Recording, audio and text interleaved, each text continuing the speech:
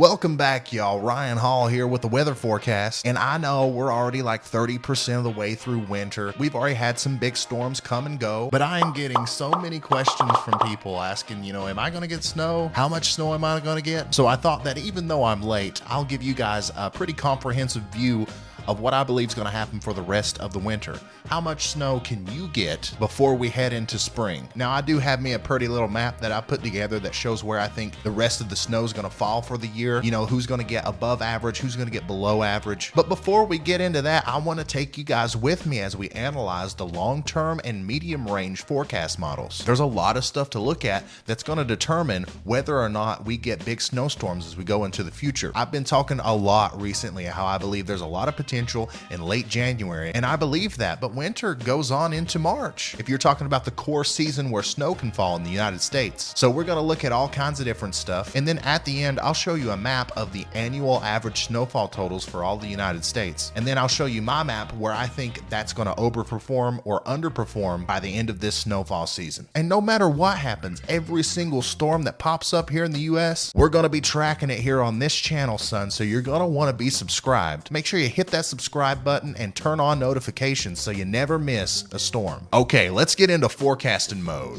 Okay, here we go. First thing we got to look at is how much snow has already fallen this winter. This is basically a time lapse of every snowstorm that has happened since October 1st of 2020. And as you can see, the snow has really been piling up, especially in the interior Northeast, the northern Great Plains, and all over the Rockies and the Pacific Northwest. And then you can see our storm that just went by in Texas right here. Some crazy abnormal amounts of snow have fallen in Texas so far this year. Look here, you can see that big December snowstorm that dropped a couple feet of snow in the Northeast. You can see pretty well that Christmas Eve and Christmas Day snowstorm that dropped a lot of snow for a lot of people. And then over here, you've got the New Year's storms and then also that southern one that just went by. But if you look closely at this map, there's something peculiar. There are some areas, notably, that have just not seen as much snow as they should have so far this year. Two areas in particular that I would like to point out. You've got a lot of western Kentucky, southern Indiana, and Illinois, and around St. Louis that have literally almost seen nothing so far this year. And then you have areas of Virginia, Maryland, and Delaware and southern New Jersey that haven't seen much of anything. I mean, it's really odd to look at this map and see that extreme southwestern Texas has seen significantly more snow this year than Delaware or even Rhode Island. So obviously a lot of snow lovers in these areas are upset and they're wanting to know, are we going to get any snow? What do I got to do to get some snow up in here? Well, obviously I can't tell you for sure if you're going to get any snow, but I'm going to do my best to try to figure it out as close as I can for you right now. All right, so here is a big and colorful map of the entire northern hemisphere of the Earth. This is the GFS model, and we're looking at 500 millibar height anomalies. You say what? 500 millibar what? Listen, once I explain the signatures that we're looking for, it'll all make sense. Don't pay too much attention to everything. There's just two main things that we're looking out for on this map. The first thing we're looking out for is opportunities for cold air to come from the North Pole and Canada all the way down into the United States. This will happen with areas of lower pressure as they move into the central and eastern part of the United States. Usually they'll bring down a big trough with them, and that allows us to have that cold air locked in place. Additionally, we're looking at broad weather patterns, specifically the North Atlantic Oscillation and the Pacific North American pattern. Those two things are just observations of differences in pressure and heights in specific areas in the northern hemisphere. The North Atlantic Oscillation is typically a measurement of the difference in pressure and heights in these two areas. Whenever you have higher than normal height anomalies near Greenland and lower than normal height anomalies down here in the Atlantic Ocean, this means we have a negative NAO, which is a negative North Atlantic Oscillation. This is good for the East Coast when it comes to snowstorms. Usually when we get blocking in the North Pole and in upper Canada, that will send the cold air flying down into the eastern part of the United States and the central part of the United States, allowing for the jet stream to dip, for cold air to be locked in place, and for low pressure systems to kind of do their thing and create storms. Now, additionally, the same thing over here with the PNA, we have lower than normal height anomalies up north and higher than normal up south. That is a positive PNA, which is also good for snow on the East Coast. It allows for that ridge to keep built up up over the west and doesn't interfere with our jet stream dipping down over here. Now, I think that we're going to be pretty much locked into this kind of pattern all the way through the end of January. So we're going to have multiple opportunities for snowstorms as we go through there. But once we get closer to February, things start to change. All right, I'm going to put this into motion. Watch this area as it moves this way, and then watch the central United States. As we get more blocking, higher high anomalies in the North Pole, it's like an air conditioner turns on for the central United States, and we have cold air pouring into the central and eastern parts of the United States.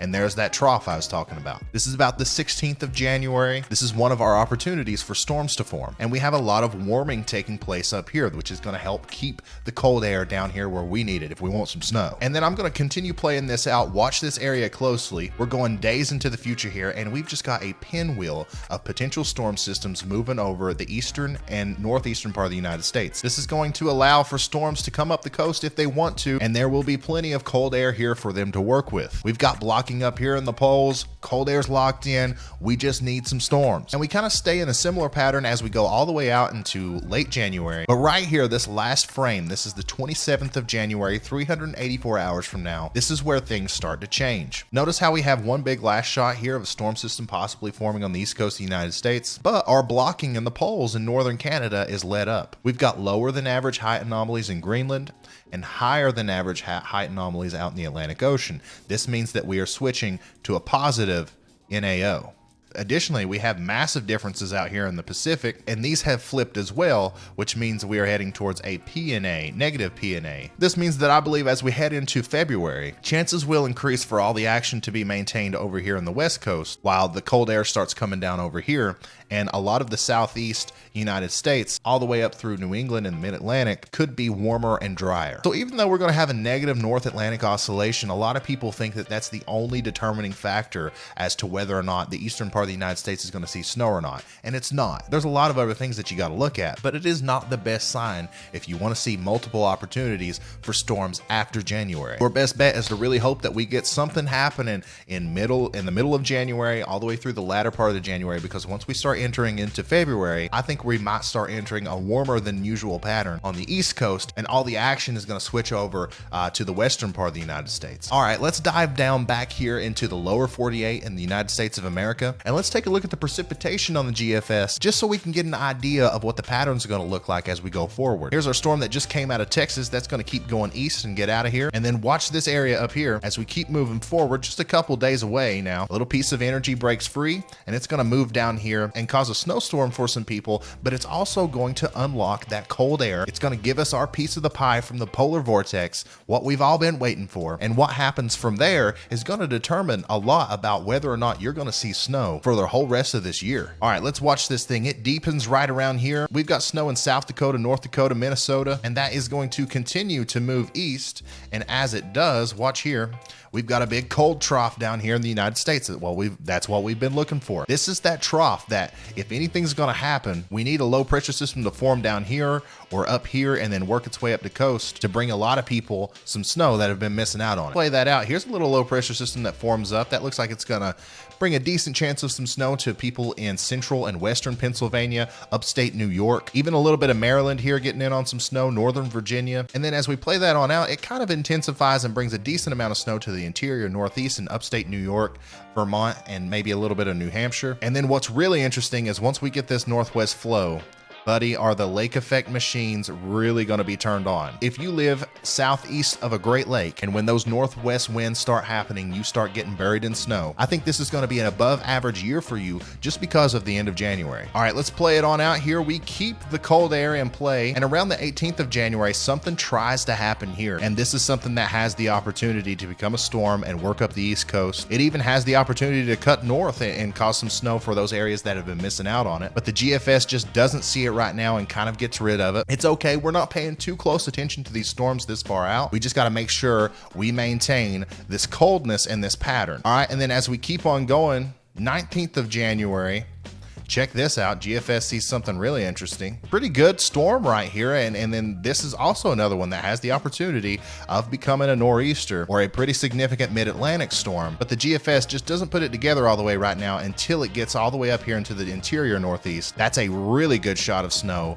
for upstate New York, Vermont, New Hampshire, and Maine. That would be a pretty intense storm. Once again, we don't need to pay too close attention to the placement. It's just interesting to see that the pattern is likely going to be active as we go later on into January. And then if we keep playing it forward, there's a clipper, and that's about it. Notice how on that last frame, we've got a ridge forming over here. It is very likely that that's going to try to move east, and the first bit of February may not be favorable for snow on the east. And if that's got you down, especially if you live in this area right here and you haven't got any snow yet, just know that this is just preliminary forecasting. I can't see into the future. Signs are pointing to a probably less active February than what we'd like to see, but we started this winter off with a very warm Atlantic Ocean. So that means that in late February or early March, when the pattern ramps back up, if we can get some storms coming up the coast, there are multiple opportunities for them to feed off of that warmth in the Atlantic Ocean and go through something called bombogenesis.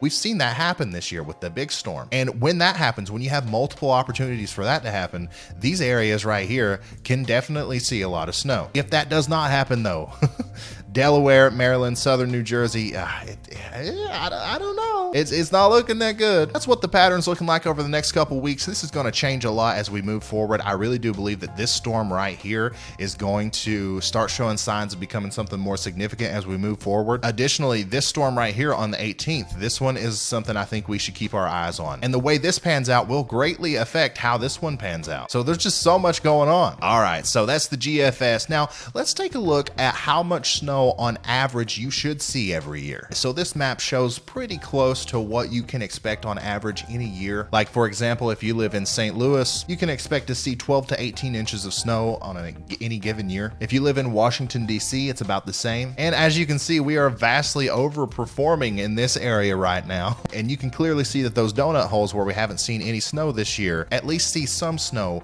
during the year on average. So they are missing snow. So look at this map, soak it in, get it all in. Look at your location, figure out what your average is. And then what we're going to do is we're going to go forward and look at my map and see which areas I think are going to be above average or below average as we go through the rest of the winter. All right, here's a quick map I drew up of what I expect the rest of the year to look like. As you can see here, I have a pretty big area of above average precipitation for the upper Midwest and Great Lakes region. I believe this area is going to have multiple opportunities as some pretty big snowstorms and just clipper after clipper, especially once we transition from that positive NAO to the negative NAO. When that happens and the jet stream transfers from here to over here, there will be a couple instances where it'll be in between, and we will not only have chances for low pressure systems to come up and cause snow like this and become big deals, but we're also going to have multiple disturbances coming down like this and then bringing down those northwest winds, especially in January. And I'm especially interested to see what happens in these lake effect areas right here. So if you're in Fargo, Minneapolis, Chicago, Green Bay, Grand Rapids, Detroit, Cleveland, Fort Wayne, Indiana, I believe these areas have the chance of seeing some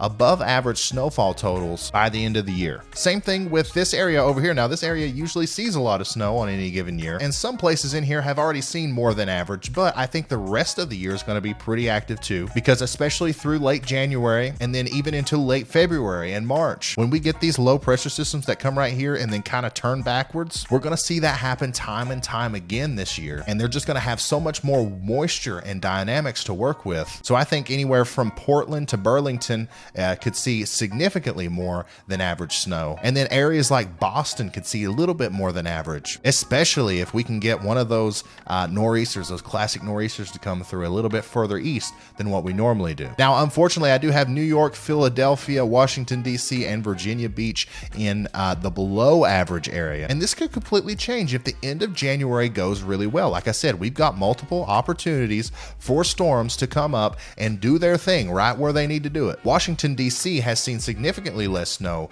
than average this year, and I think that trend may continue if the end of January doesn't overperform, or at least perform in the way that it should with the negative NAO. So all of these areas can expect to see below average snowfall totals at the end of the year. You're going to end the year with this. This obviously doesn't account for what's happened already this year, and that's why I don't have a below average section right here. I think you guys are going to end up with average snowfall. Once we get that oscillation shift from a positive to a negative on the NAO side, from a negative to a positive on the PNA side, the same thing that's happening up here, you're going to have multiple shots of low pressure systems and storms bringing snow into your area. St. Louis, I think you're going to end the year with your average snowfall. I really do, even though you're so far behind right now. It's this area of the United States that's really going to be interesting as we go through that oscillation shift, and you guys are going to get a bunch of snow to kind of get you up to where average is. Now, in the mountains of Colorado and New Mexico here, I do have below average. This doesn't necessarily have anything to do with the oscillations. The weather patterns in this area are just different than on the East Coast, and honestly, it's not as interesting to talk about. But because we are in the La Nina pattern and we've got that Pacific jet just bouncing in here, a lot of the energy and stuff that would normally put snow in the mountains up here just goes too fast, and it goes too far east way too quickly. So you'll end up with significantly less snow than average this year. Same thing for the State College and Flagstaff area, especially up in the mountains over here. And then thanks to that Pacific jet and La Nina really cranking it up, we're going to have above average snowfall in these areas right here. Now, the interior Northeast, central Pennsylvania, Connecticut, New York, all this area right here, I've got you receiving average precipitation for the rest of the year. Obviously, this doesn't account for that giant snowstorm that went through earlier in the year.